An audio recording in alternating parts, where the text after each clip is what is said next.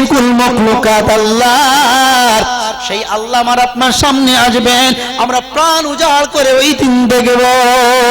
আহারে 500 বছর এক দিন না, 1 বছর না, 1 বছর 4 বছর না, 100-200 বছর না, 500 বছর ধরে এই বান্দা আমার আল্লাহ নূরানি চেহারার দিকে তাকিয়ে থাকবে। 500 বছর এক দিন না, 500 বছর ধরে আল্লাহ নূরানি চেহারার দিকে তাকিয়ে তাকিয়ে দেখবে। বাবারা ও মুসলমান, 500 বছর যাওয়ার পরে আমার আল্লাহ ওই জান্নাতি বান্দা বান্দীদেরকে বলবেন, ও বান্দা বান্দীরা, আর কতদিন আমার কুদরতি চেহারার দিকে তোমরা তাকিয়ে থাকবে? জান্নাতি বান্দা বান্দীগুলো ওই সময় বলবেন, আল্লাহ কতদিন হয়ে গেছে জানি না, তবে আমরা মনে করি সবে আমরা দেখা শুরু করেছি। এর ভিতরে 500 বছর অটোমেটিক করে পার হয়ে যাবে। আমার আল্লাহ বলবে, ও জান্নাতীরা, শুধু তো আমার দেখলে হবে না, এখনো অনেক নিয়ামত বাকি, এখনো অনেক নিয়ামত বাকি, এখন অনেক নিয়ামত তোমাদের দেখতে বাকি। এই বলার পরে আমার আল্লাহ দাউদ নবীকে ডাক দেবেন, ও দাউদ নবী, চলে এসো, চলে এসো। আমি আল্লাহ তোমাকে দুনিয়ার জমিনে পাঠিয়েছিলাম, তোমাকে দুনিয়ার জমিনে দিয়েছিলাম সুন্দর একটা কণ্ঠ, আমি আল্লাহ তোমাকে দান করেছিলাম, তোমার উপরে জবুর কিতাব দিয়েছি। তুমি যখন জবুর কিতাব, এত সুন্দর কণ্ঠ তোমাকে দিয়েছিলাম, তুমি যখন কিতাব তেলাওয়াত করতে, ওই সময় আকাশের যদি উড়ন্ত পাখিগুলো তোমার মাথার উপর দিয়ে যেত, তারা আর ওই উড়ে যেত না, বরং তোমার পাশে তারা নেমে যেত তোমার কণ্ঠ শ্রবণ করার জন্য। মুসলমানেরা, ও যুবকেরা, ও জওয়ানেরা, আল্লাহওয়ালা বন্ধুরা, এই বলার পরে এমত অবস্থায় দাউদ নবী এইবার আমার আল্লাহর কাছে চলে আসবে। ও মুসলমানেরা, এই দাউদ নবী যখন কোরআন তেলাওয়াত, আপনার কিনা জবুর কিতাব তেলাওয়াত করতেন, সমুদ্রের পাড়ে গিয়ে সমুদ্রের মাছগুলো আর তারা সমুদ্রের মাঝখানে থাকতো না। আল্লাহর নবীর কণ্ঠ শোনার জন্য, দাউদ নবীর কণ্ঠ শোনার জন্য তারা আর মাঝে থাকতো না, সমুদ্রের কিনারায় তারা চলে আসতো। সমুদ্রের কিনারায় তারা চলে আসতো দাউদ নবীর কণ্ঠ শোনার জন্য। তাহলে কত সুন্দর কণ্ঠ আমার আল্লাহ দান করেছিলেন। এত মাছ সমুদ্রের কিনারায় জড়ো হতো, ভাই, এত মাছ সমুদ্রের কিনারায় জড়ো হতো। যারা ওই জামানায় মাছ ধরতো, আল্লাহর নবী দাউদ বলেছিল, ও যারা তোমরা মাছ ধরো তারা শুনে রেখে দাও, এই শনিবার দিন করে তোমরা মাছ ধরো না, কারণ আমি এই দিনে এসে এখানে কিতাব পড়ি, মাছগুলো এই ধারে চলে আসে। তারা বলেছিল, তারা নবীর কথা মানতে যে বলেছিল, নবী গো, ঠিক আছে তোমার কথা আমরা মানবো, তবে শনিবার দিন ধরবো না। যে সমস্ত মাছগুলো তোমার এই কণ্ঠ শোনার জন্য আসে, আমরা ওই দিন ওদেরকে ধরবো না, ওই দূরস্থান থেকে জাল মেরে দেবো। কি করব? জাল মেরে দেবো। এই দেখেন, বেশি চালাকি হওয়া ভালো, কিন্তু চালাকি করা ভালো না, কি বলেন? ওয়া মাকারু ওয়া মাকারাল্লাহ ওয়াল্লাহু খায়রুল মাকিরিন। আমার আল্লাহ রাব্বুল আলামিন কোরআন শরীফে জানিয়ে দিলেন, ওয়া মাকারু ওয়া মাকারাল্লাহ ওয়াল্লাহু খায়রুল মাকিরিন। দুনিয়ার বুকে তোরা বেশি চালাকি করতে যেও না, সব থেকে বড় চালাক হলাম আমি আল্লাহ। জোরে বলুন, ভাইরা মুসলমানেরা, দাউদ নবী এইবারে শনিবার দিন করে মাছ ধরতে মানা করে দিয়েছে বলে তার কওমেরা ওই মাছগুলো আটকে রাখার জন্য আহারে দুরস্তার থেকে জাল দিয়ে ঘিরে দিত। নবীর কথা অস্বীকার করার কারণে আমার আল্লাহ ওই সমস্ত কওমদেরকে বানর বানিয়ে দিয়েছিল। কি বানিয়ে দিয়েছিল? বানর। লম্বা চওড়া ইতিহাস, আমি ওদিকে যাব না। ভাইরা আমার মুসলমানেরা, এতটুকু জেনে রেখে দেন, দাউদ নবীর কণ্ঠ তো সুন্দর করেছিল, সমুদ্রের মাছগুলো তারা মাঝখানে থাকতো না, সব সমুদ্রের ধারে চলে যেত। ভাইরা বাবাজিরা, ও মুসলমানেরা, ও যুবকেরা, জওয়ানেরা, এই বলার পরে দাউদ নবী আমার আল্লাহর কাছে চলে আসবেন। আমার আল্লাহ বলবেন, দাউদ রে, যে সুন্দর কণ্ঠ তোমাকে দান করেছিলাম, ওই কণ্ঠ দিয়ে আমি আমার তরফ থেকে 4টি বড় বড় কিতাব দুনিয়া জমিনে দিয়েছি। একটির নাম হলো তৌরাত, একটির নাম হলো জবুর, আরেকটির নাম হলো ইনজিল, আরেকটির নাম হলো কালামুল্লাহ শরীফ। যে কোরআন আমি আমার আখেরি পয়গম্বরের উপরে নাজিল করেছি, ওই কালামুল্লাহ শরীফের ভিতর থেকে এমন একটি সূরা তুমি পড়ে শুনিয়ে দাও, আমার জান্নাতি বান্দা বান্দীদেরকে মনোমুগ্ধ করিয়ে দাও। এরা দুনিয়ার জমিনে ওয়াজের মাহফিল করেছিল, গজলের মাহফিল করেছিল, নাত শরীফের মাহফিল করেছিল, আর দুনিয়ার জমিনে বড় বড় স্টেজ প্যান্ডেল করেছিল। আজ এরা স্টেজে বসে, যে প্যান্ডেলের মধ্যে বসে আছে, কত সুন্দর স্টেজ করেছে, একজন আলেম ওলামা এনে তারা কোরআন হাদিসের কথা শুনেছিল। আজ দাউদ রে, আমি তোমার রব, তুমি আমার পয়গম্বর, কোটি কোটি কোটি কোটি অগণিত জান্নাতি বান্দা বান্দীদের সামনে ওই কালামুল্লাহ শরীফের ভিতর থেকে একটি সূরা পড়ে মনোমুগ্ধ করিয়ে দাও। ভাইরা আমার মুসলমানেরা, আল্লাহওয়ালা বন্ধুরা, ও যুবক জওয়ানেরা, এই বলার সঙ্গে সঙ্গে দাউদ নবী, আপনার কি নয়, দাউদ নবী পয়গম্বর কালামুল্লাহ শরীফের ভিতর থেকে সূরা মুলক পড়তে শুরু করবেন। তাবারাকাল্লাযী বিয়াদিহিল মুলক ওয়া হুয়া আলা কুল্লি শাইইন কাদির। বাবারা, ও মুসলমানেরা, যুবকেরা, জওয়ানেরা, শুনেন, এই সূরা মুলক যখন শুরু করবেন, একদিন দুদিন শুনবে না, 40 বছর ধরে সূরা মুলক জান্নাতি বান্দা বান্দীগুলো শুনতে থাকবে। বাবারা, ও মুসলমানেরা, ও যুবক জওয়ানেরা, এই বলার পরে আমার আল্লাহ এইবার দাউদ নবীকে বলবেন, তুমি চুপ করো। জান্নাতি বান্দা বান্দীগুলো ওই সময় তারা বলবেন, আয় আল্লাহ, আমাদের এত ভালো লাগছে, এত সুন্দর লাগছে, আল্লাহ গো, আরো কিছুদিন পড়ুক, আমরা দাউদ নবীর কণ্ঠ শুনতে চাই। বাবারা, ও মুসলমানেরা, ও যুবক জওয়ানেরা, আমার আল্লাহ রাব্বুল আলামিন ওই সময় বলবেন, দাউদ নবীর কণ্ঠ শ্রবণ করেছো, এবারে এমন একজনের কণ্ঠ শ্রবণ করাবো। অনেকে তোমরা শুনেছিলে, অনেকে শোনো নাই, আজকে রে সকলে তার কণ্ঠ শ্রবণ করতে পারবে। আমার আপনার নবী, আখেরি নবী, আমি রব, আমি যাকে আখেরি নবী করে পাঠিয়েছিলাম, রাহমাতাল লিল আলামিনের কণ্ঠ শ্রবণ করবে।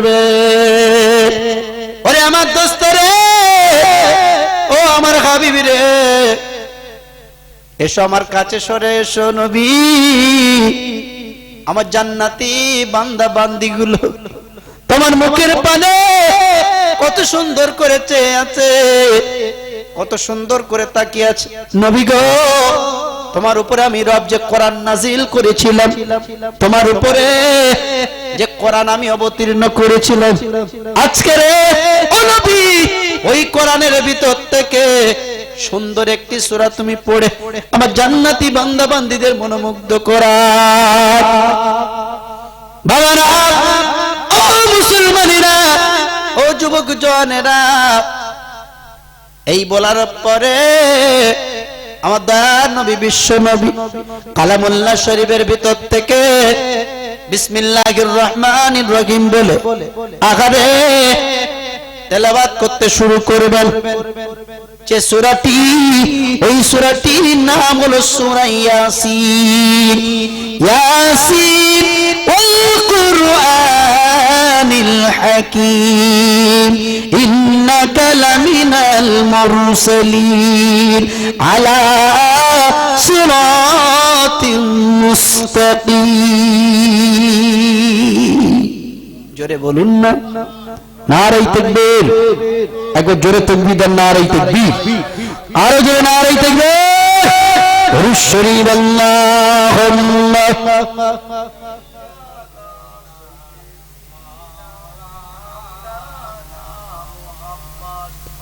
ওয়া আলা আলিহি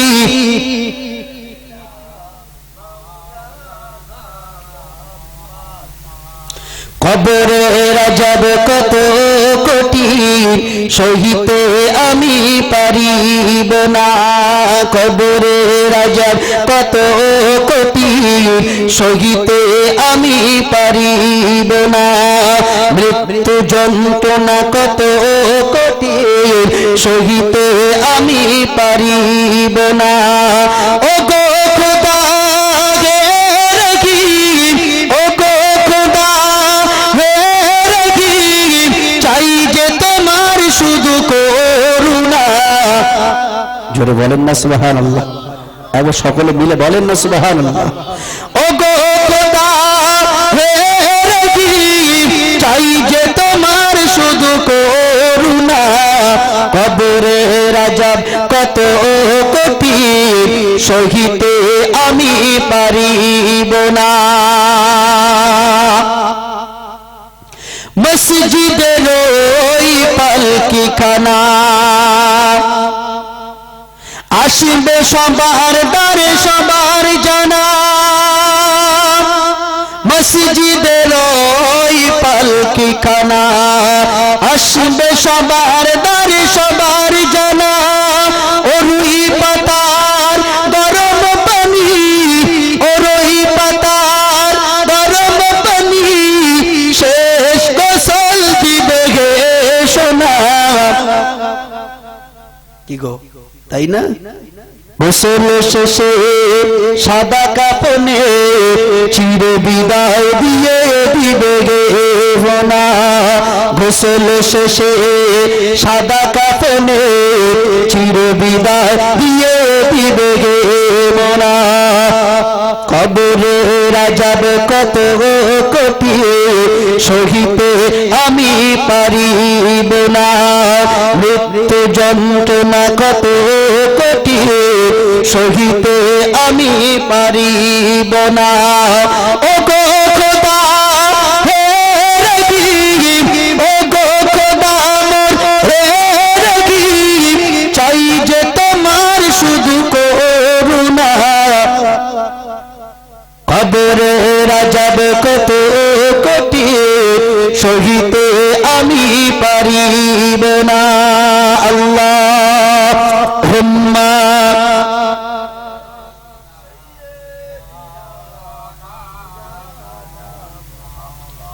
ওয়া আলা আলিহি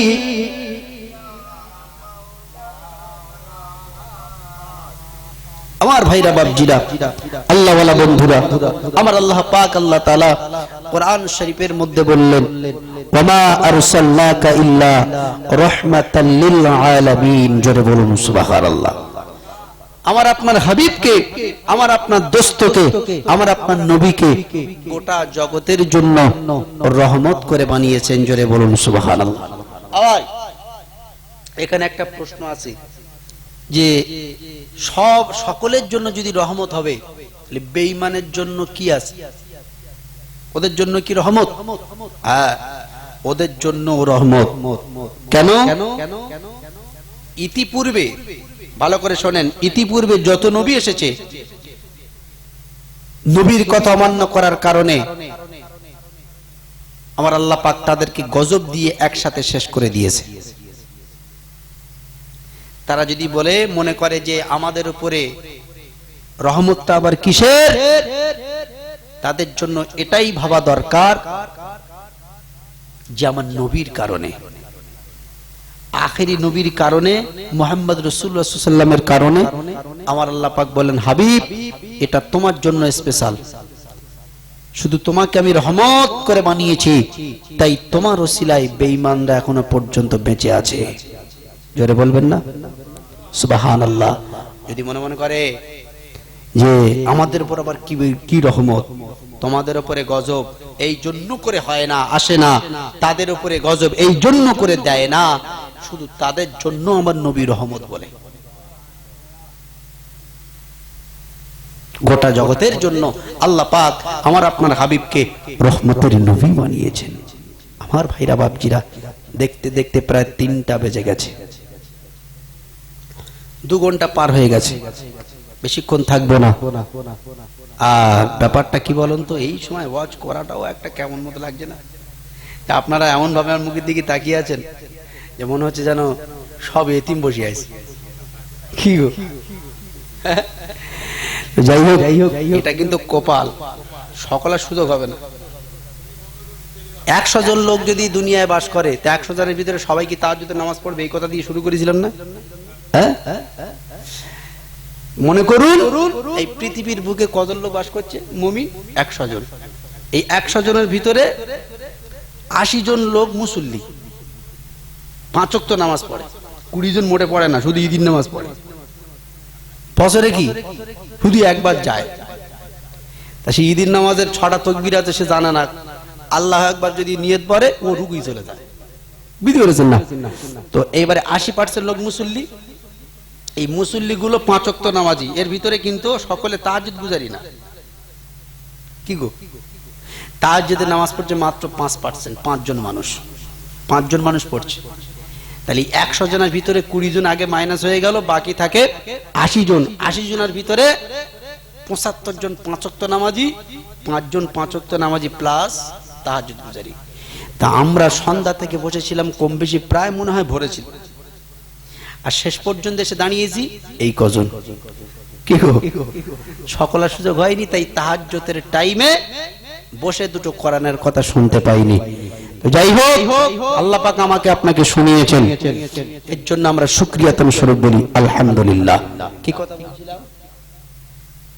নবীকে ডাকলেন, কাকে?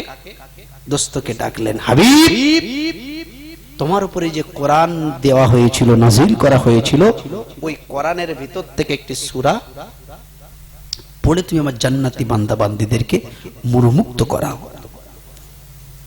আমার আপনার নবী, বিশ্ব নবী, জগৎগুরু নবী, রাহমাতাল লিল নবী, সাইয়্যিদুল মুরসালিন, খাতামান নবিয়্যিন, শফিউল মুজনবিন, রাহমাতাল লিল আলামিন।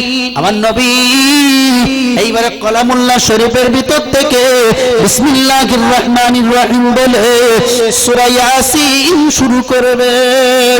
ইয়াসিন ওয়াল কুরআনিল হাকীম ইন্নাকা লামিনাল মুরসালিন আলা সিরাতিন মুস্তাকিম। আগারে একদিন না, দুদিন না, 3 দিন না, 1 বছর 2 বছর না, 50-100 বছর ধরে এই জান্নাতি বান্দা বান্দীগুলো বিশ্ব নবীর কণ্ঠ শ্রবণ করতে থাকবে। আমার আল্লাহ এইবার মিকাইল ফেরেশতাকে ডাকবেন। মিকাইল ফেরেশতাকে ডাকার পরে মিকাইলকে বলবেন, ও আমার মালাইকা মিকাইল, আমার নামে একটা হামদ পাঠ করে তুমি শোনাও, আমার নামে একটা হামদ পড়ে আমার নামে প্রশংসনীয় গজল তুমি শোনাও। ও মুসলমান, মিকাইল এবার হামদ পাঠ করতে থাকবে। আমার আল্লাহ হুরদেরকে বলবেন, ও হুরেরা শুনে রেখে দাও, আমার জান্নাতি বান্দা বান্দীগুলো খালি মুখে প্রোগ্রাম দেখে, সব খালি মুখে বসে আছে, অনেক দিন হয়ে গেল। ও হুরেরা, আমার প্রত্যেকটা জান্নাতি বান্দা বান্দীদের মুখে তাদের হাতে একটা করে সারাবান তহুরা শরবতের গ্লাস তুলে দাও।